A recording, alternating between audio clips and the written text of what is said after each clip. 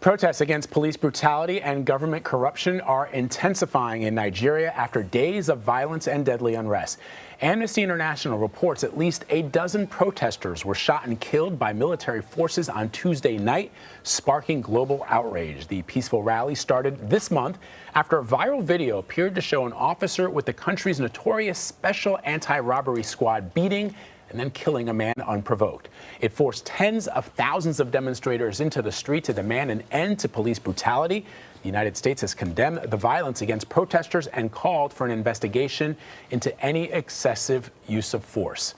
So for more on this, we want to bring in Akin Olaoye. He's a business owner in Lagos area where protests are happening, and he has been working to help organize them. Akin, you have a store in the same Lekki strip that was attacked during the unrest. Can you take us through the scene at the protest on Tuesday and what you saw? Sure. So I'm a regular Nigerian, not part of any political action group, not part of any what I call activist organizations. I'm just a regular citizen. The SARS organization, which you talked about, is one where I've equally suffered some type of harassment and extortion from. And I went to college in the U.S. I've always been made understood that when you have police brutality and any sort of infringement on your rights, excuse me, you should speak up. When you talk about profiling like you have in the U.S., that's basically what you get from the SARS organization. You have a nice vehicle in the city, you're a young guy, you get pulled over, and it just goes from extortion to bribery or even harassment before you basically may find yourself out of the situation. So I showed up to the protest 2 Sundays back when they initially, took over the toll, which is the main connection point on the island here in Lagos, the affluent neighborhood, and saw a lot of young people like myself, very upset, very emotional about the fact that there had just been a case of an individual that was harassed and brutalized by the police. I think the young man may have died. But then again, I had my own personal story at that particular toll gate with this group of SARS officers.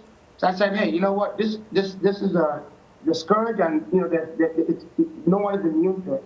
So I started showing up to the protest every day with a T-shirt showing my solidarity as a proud Nigerian. I started volunteering. We started getting water, supplies, making sure that as the crowds got larger, we made sure that public safety, because then again, the police basically were not showing up to offer any kind of public safety. Take you back to the protest day, or let's call it the Lekki Toll massacre. The day we spent the night at the protest ground peacefully. It must have been a crowd of about 4,000 people plus. We probably had people show up as much as 10,000, and very high spirits. People calling for police reform, anti-police brutality, and that Tuesday morning I showed up back. I left the toll Tuesday morning at 3 a.m. because I volunteered to organize some of the private security to make sure that the environment was safe, curb any types of crime, people snatching bags and all of that. And I think we've done a great job being sort of self-organized. Tuesday morning, got on the floor, on the ground of the protest, met with other volunteers. Now we don't have a logo, we don't have a corporate address. There's not a movement, there's no phone numbers. It's just a lot of young Nigerians asking for reform. We submitted, again, through multiple channels to the government, requests that they accepted and said they would implement as part of the demands that we're hoping that they would meet.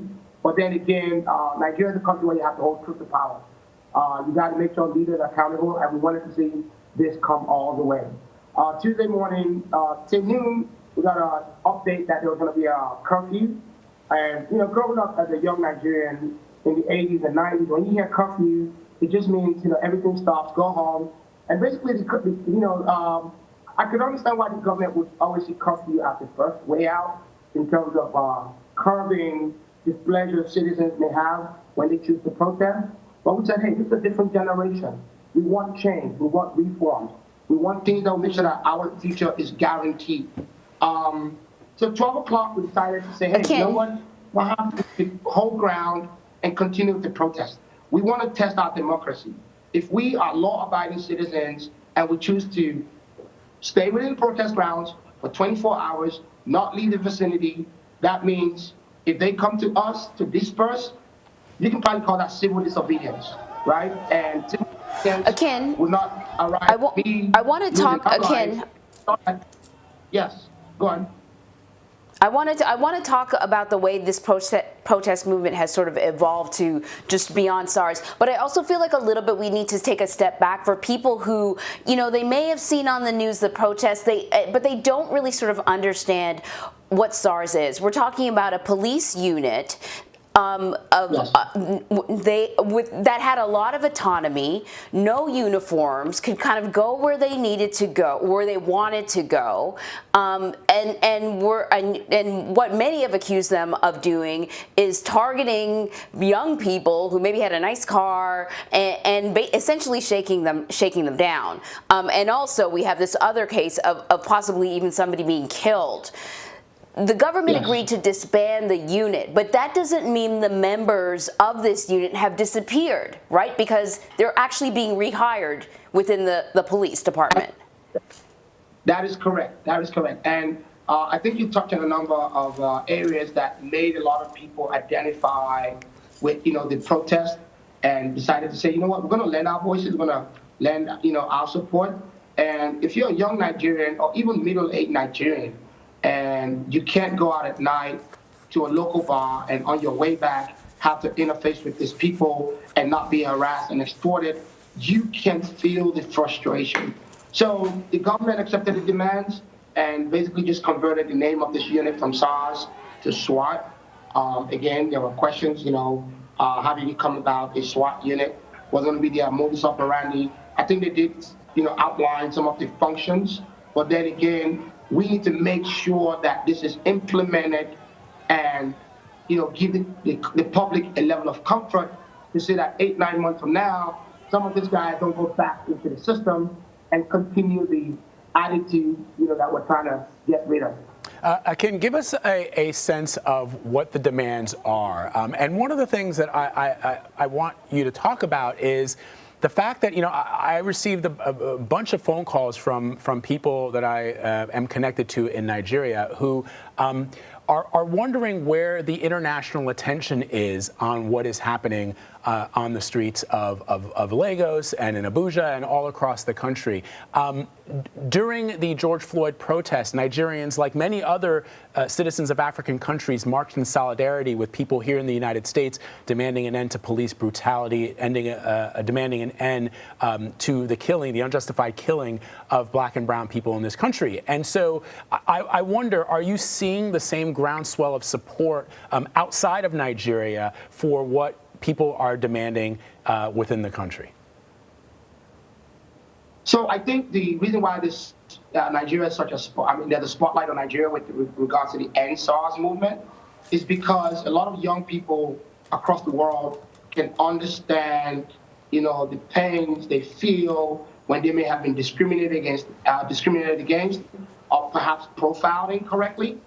So you're talking about the hashtag BLM. We had a lot of Nigerians, including Nigerian leaders, joining, in and showing solidarity. People should be judged by the content of their character, not the color of their skin. And then here in Nigeria, in my hometown, if you're a young man wearing dreadlocks with tattoos, driving a Mercedes, you're automatically considered to be a criminal. So I think, from Jamaica to Norway to Bulgaria to wherever you are, people could resonate. That message was able to resonate.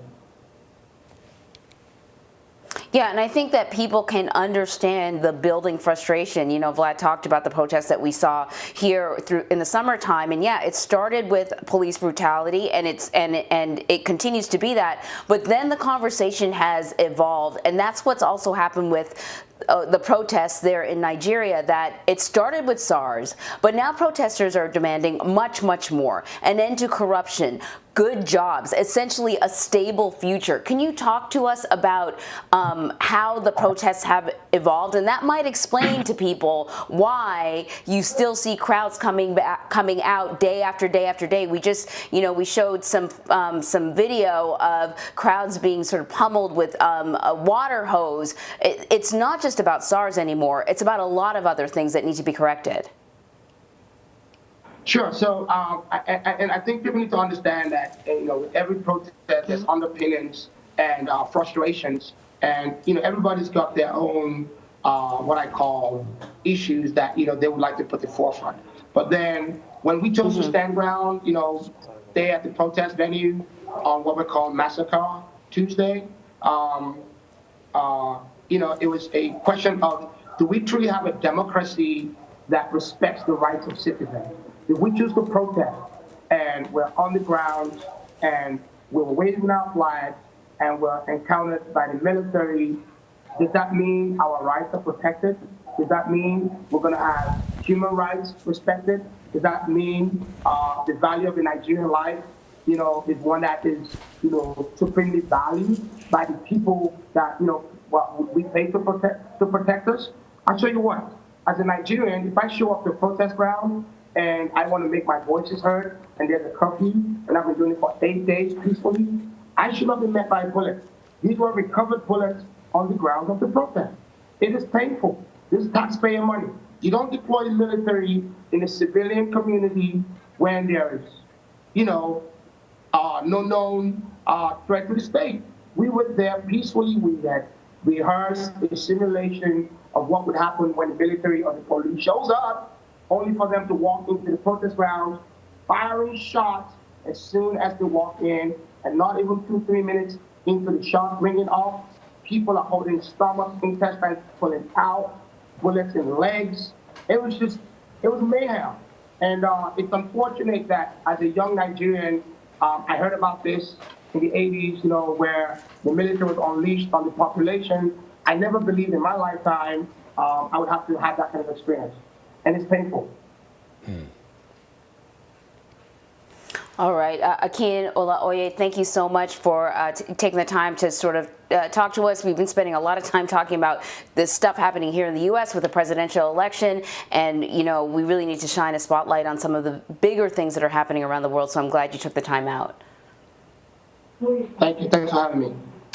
Anne-Marie, one of the things that we've started to see in the last couple of days are some very high-profile names also calling for an end to SARS, hashtag end SARS, calling for an end to the violence, including former Vice President Joe Biden, who's released a statement about it. We've seen Beyonce putting out statements on social media, Rihanna, Drake, Kanye West, Big Sean. A lot of people are realizing that justice anywhere is the threat to justice everywhere, to paraphrase Dr. Martin Luther King. To just lay it out for people, when I was based there, I'll never forget, I was talking to a colleague who is what we call in the business, as you know, a fixer, somebody who helps us, who helps international correspondents report the news, especially in places that are difficult for us to go.